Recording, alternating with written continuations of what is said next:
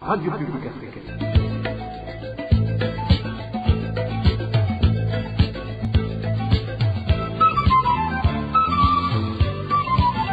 Radio Publique Africaine.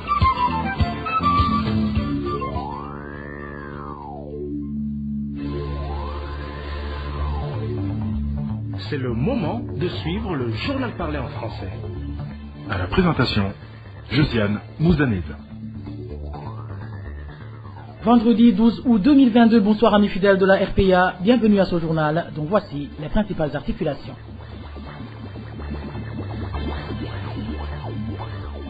Les persécutions à l'endroit des Burundais réfugiés au camp de Lusenda situé en République démocratique du Congo se poursuivent. En moins d'une semaine, 2 d'entre eux ont failli être tués par les rebelles Maï Maï.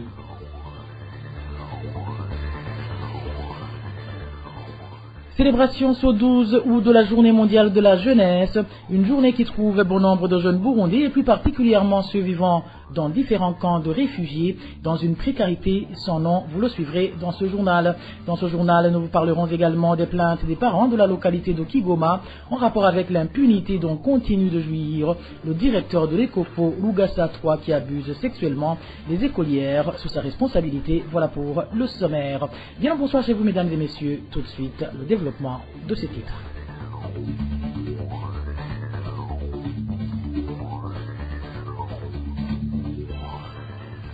Bonsoir. Ouvrons ce journal par la page gouvernance où les policiers et les Imbonerakure de la province Makamba sont pointés du doigt par la population comme étant à l'origine de la pénurie du carburant. Initialement chargés de sécuriser et de surveiller la distribution du carburant, ils sèment plutôt le désordre et raflent le peu de carburant disponible qu'ils revendent frauduleusement au vu et au su de tout le monde sans être inquiétés. Le point avec Emmanuel Niyongeko. Les habitants de la province de Makamba accusent la police et les Imbonerakure de prendre les devants dans le commerce frauduleux du carburant. Selon ces habitants, la mission principale de la police sur différentes stations-service était de superviser et de surveiller la distribution du carburant. Malheureusement, c'est cette même police qui crée du désordre en s'adonnant au commerce frauduleux du carburant, comme en témoigne cet habitant. Quand le carburant est disponible, les premiers à être servis sont les policiers chargés d'assurer la sécurité sur les stations-service. Ces policiers se pointent très tôt le matin munis de bidons qu'ils remplissent de cette heure noire. Chaque station-service compte 4 policiers et plus de 10 Imbonerakure. Tout ce monde veut être servi le premier. Quand les pompes sont à sec, ces mêmes policiers vous approchent et vous disent qu'ils peuvent vous aider à vous en procurer. Bref, la quasi-totalité du carburant vendu ici à Makamba provient des stocks de la police et des Imbonerakure. Actuellement, la population de Makamba fait savoir qu'il est très difficile d'avoir du carburant sans passer par ces policiers et Imbonerakure. Ainsi, elle demande aux autorités de ne plus confier la surveillance et la distribution de ce carburant à la police, vu qu'elle est à l'origine du vol et du trafic du carburant. Ce qui fait que plusieurs véhicules restent dans les garages, sans parler des ambulances qui passent beaucoup de temps sur les files d'attente et finissent par rentrer bredouille.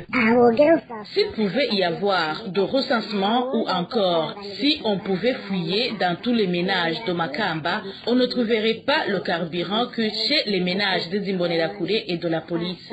Nous ne savons pas si les autorités sont au courant de ça. Nous demandons que cette pratique de permettre à la police de contrôler la distribution du carburant soit bannie car la police ne vient que pour voler ce carburant. Chaque fois que nous sommes sur les fuites d'attente, ils nous disent qu'il ne reste que le carburant de la police et de l'armée. Selon les habitants de la province de Makamba, les autorités habilitées devraient valoriser la santé de leurs administrés en priorisant les ambulances lors de l'approvisionnement en carburant, car la sécurité commence par la bonne santé. Contacté encore une fois à ce propos, François Ngozirazana, gouverneur de la province de Makamba, est resté injoignable. Emmanuel Niyongeko, je vous le disais en titre, le 12 août de chaque année, le monde célèbre la journée dédiée à la jeunesse. Pour les jeunes Burundais réfugiés dans différents pays de la sous-région, cette journée arrive au moment où ils mènent une vie difficile, surtout qu'ils ont du mal à trouver de l'emploi. Suivez certains réfugiés burundais qui se sont entretenus avec la RPA. kuri uyu munsi wahariwe abajene nka twebwe abajene b'impunzi b'imahama twashaka yuko Nous les jeunes de Mahama aimerions faire des activités génératrices de revenus pour notre autosuffisance, mais pour cela il nous faut un espace où travailler, car pour le moment nous disposons d'un espace très réduit et que nous ayons un marché commun. isoko rusange kuko ishyirahamwe hasere twebwe ryaduciyemo imice gera kuri 3 baronka fashanyo ariko nka twebwe abantu b'abajene. Comme vous le savez, le HCR nous a rayé de la liste des personnes qui bénéficient d'une assistance. Donc, si on pouvait avoir un appui financier, ce serait salutaire, car certains d'entre nous pratiquent déjà l'élevage du petit bétail, font de l'agriculture et du petit commerce et arrivent à vivre de cela. Bashaka kuronka abadufata mu mugongo kugira ngo tubandanye twiteza imbere.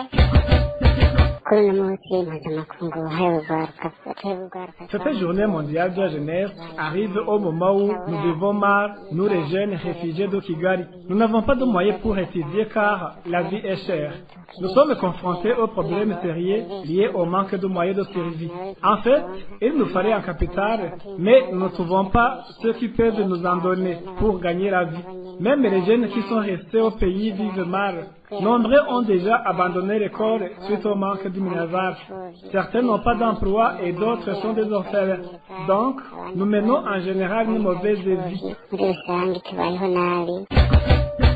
Ici, dans le camp de réfugiés de Nakivale, ce jour vient quand les jeunes sont dans une vie très difficile parce qu'ici, dans le camp, il n'y a pas de travail. Donc, cela cause beaucoup de conséquences parce que beaucoup de jeunes sont impliqués dans des drogues, les autres ont des grossesses non désirées. Donc, même l'assistance venant du HCR est déjà diminuée parce qu'avant c'était 31 000, mais pour le moment c'est 13 000. Donc vous voyez que c'est pas facile de vivre dans de telles conditions.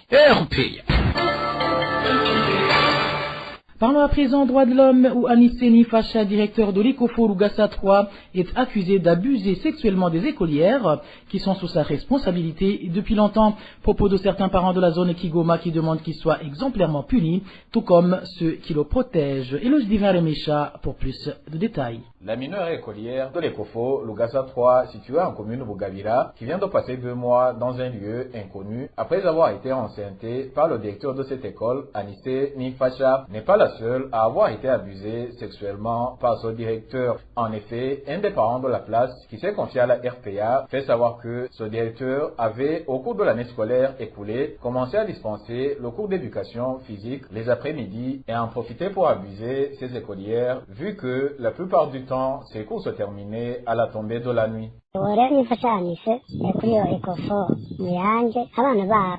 Les écolières de l'Ecofo Muyange et les parents ont souffert un ouf de soulagement après le départ d'Aniceni Facha qui occupait le poste de directeur. Il est venu diriger l'Ecofo Lugassa 3. Il a continué les mêmes pratiques qui consistaient à inciter les écolières à avoir des rapports sexuels avec lui. Certaines victimes ont été sévèrement punies par leurs parents qui n'étaient pas au courant de ce qui se passe.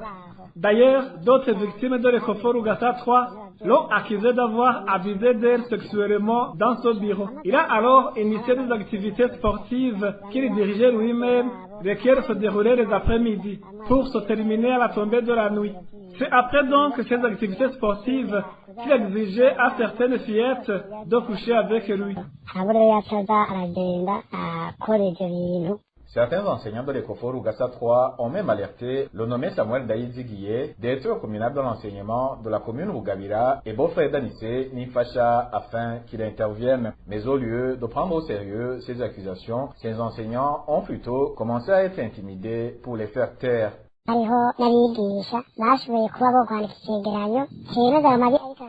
Certains enseignants de l'Ecofo Lugassa 3 ont écrit une correspondance mettant au grand jour les pratiques de ce directeur. Comme réponse, ils ont été menacés verbalement pour les forcer à étouffer l'affaire. Ces menaces étaient proférées par le nommé Karenzo, qui est le responsable collinaire du parti CNDD-FDD.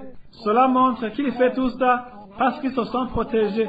Sinon, il aurait déjà été sanctionné car son comportement déshonore non seulement la colline, mais aussi le pays. Actuellement, certains parents demandent que le directeur de l'Ecofo Lugassa 3 soit puni conformément à la loi. À ce propos, la rédaction de la RPA n'a pas encore pu joindre Leandre Mundimana, directeur provincial de l'enseignement à Kirundo. Éloge Divin Rémicha, droit de l'homme toujours, le directeur de la prison centrale de Ngozi est responsable des persécutions des prisonniers qui s'opèrent dans cette prison. Déclaration d'Augustin Nimobona, chargé de la communication au sein de l'association chrétienne de lutte contre la torture, ACAT Burundi en sigle. Augustin Nimobona réagit après qu'un groupe des prisonniers Imbonerakure, chargé de la sécurité, et à plusieurs reprises infligé de la torture aux autres prisonniers sans que le directeur de cette maison carcérale intervienne. Selon lui, les prisonniers ont eux aussi des droits et ne doivent pas être violentés. Suivez Augustin Nimobona. Un groupe de personnes à la prison centrale de Ngozi et qui se dit être chargé de la sécurité, qui se donne le droit de torturer, de malmener les autres les prisonniers. Et ce groupe est dirigé par un certain Jonas et qui collabore avec un certain policier Dinodo Sezikeye. La CAT Burundi regrette ce comportement de ces personnes qui se disent être en charge de la sécurité et condamne avec la dernière énergie ces agissements. Il rappelle que un détenu, même s'il est incarcéré, doit garder son droit d'être traité comme une personne avec toute sa dignité. Et la CAT Burundi interpelle le directeur de la prison de Ngozi de faire arrêter ces agissements et le rappelle que toutes ces exactions qui sont en train d'être commises dans cette prison doivent être portées à la tête de cette autorité. C'est lui qui doit être jugé de ces actes produisent des effets néfastes comme c'est déjà remarqué dans cette prison. Et la CAT Burundi demande également à la justice, plus particulièrement au parquet de Ngozi, de faire des enquêtes indépendantes sur ce groupe et de démasquer les éléments qui le constituent et de pouvoir les traduire en justice conformément à la loi. Vous saurez que le prénommé Jonas, qui était le chef de ce groupe chargé de la sécurité à la prison de Ngozi, a été remplacé ce vendredi par un autre prisonnier du nom d'Adela. Des informations en possession de la RPA font également savoir que même le policier du nom de Sezikeye qui collaborait avec ce groupe dans la persécution des autres prisonniers a été muté au commissariat de la police à Ngozi. Une courte pause et nous parlons réfugiés.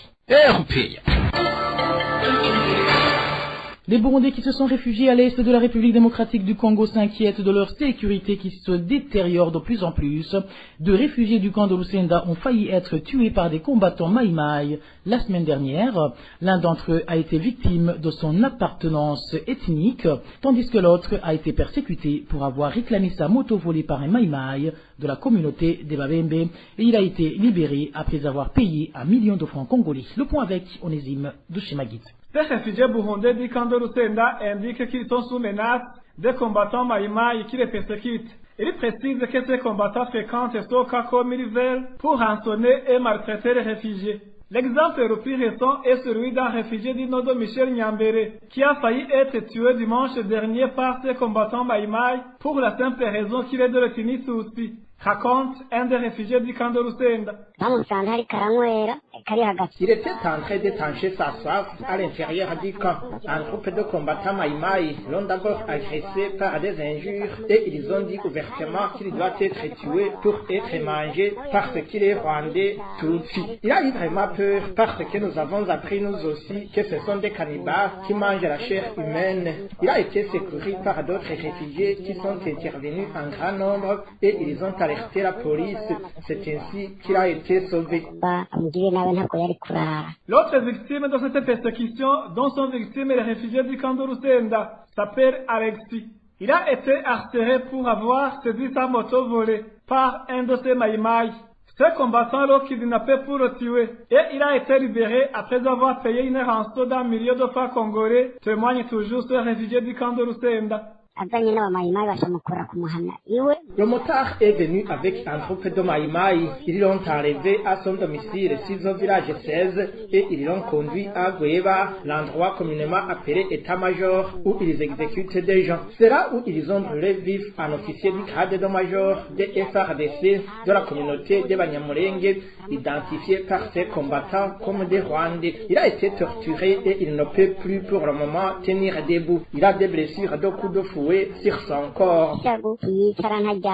Suite à cette persécution, certains réfugiés sont obligés de se rapatrier. D'autres ont décidé d'aller demander asile dans d'autres pays de la sous-région comme la Zambie, le Rwanda et l'Ouganda. Selon les informations fournies par ces réfugiés, ces combattants maïmaï qui les persécutent agissent en collaboration avec certains Burundais qui travaillent pour le service national des renseignements, dont un certain Eric qui fut lui aussi réfugié au camp de Rusenda. Onésime Dushimagidze, un sentiment de joie anime les Burundais réfugiés en Tanzanie et pour cause, après 2 ans d'attente, le gouvernement tanzanien a consenti à leur permettre de passer l'examen permettant aux élèves burundais de poursuivre leurs études secondaires et universitaires. Selon nos sources, le dit examen débutera le mardi prochain. Le reportage est signé Marie-Ange Ilakout. La reprise de la passation des tests de l'État a été annoncée pour mardi prochain au camp d'Onduta. Les tests des années scolaires 2020-2021 et 2021-2022 n'ont pas eu lieu. Les candidats de 2 promotions sont attendus pour passer ces tests, soit environ 1207 candidats.